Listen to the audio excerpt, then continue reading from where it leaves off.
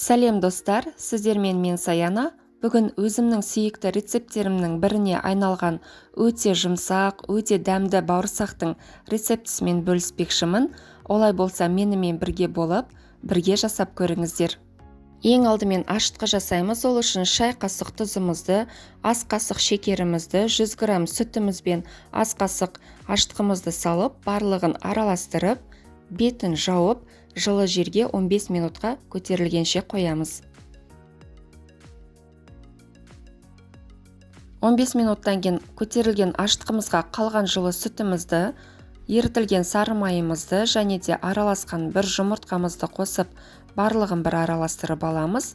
Електен өткізілген ұнымыздың ең алдымен жартысын қосып араластырып аламыз.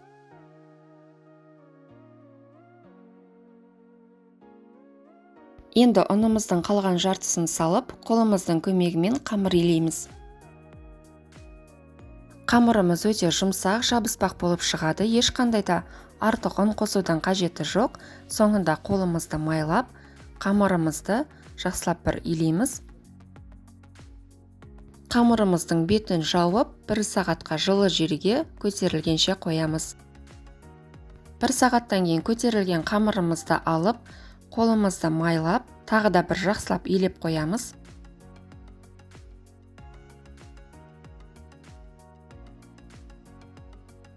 Қайтадан қамырымыздың бетін жауып, екінші мәрте көтерілгенше жылы жерге қоямыз. Қамырымыз көтерілді, енді қолымызды майлап алып, қамырымызды аламыз. Дастарханымыздың үстіне аздаған ғана ұн сеуіп, қамырымызды түсіріп аламыз. Және қамырымызға да аз ғана ұн себеміз. Оқтаудың көмегімен жұқа қылмай жайып аламыз.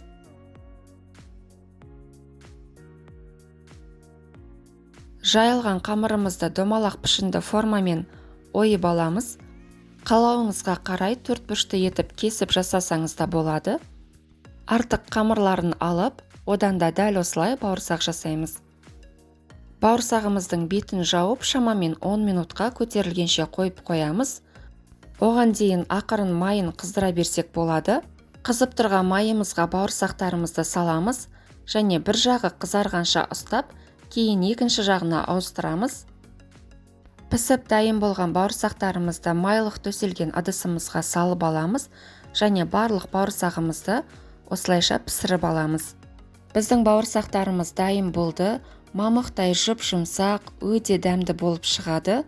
Міндетті түрде жасап көріңіздер. Сіздің де сүйікті рецептіңізге айналатынына сенімдімін. Лайк басып, пікір жазып, мені қолдауды ұмытпаңыздар. Астарыңыз дәмді болсын.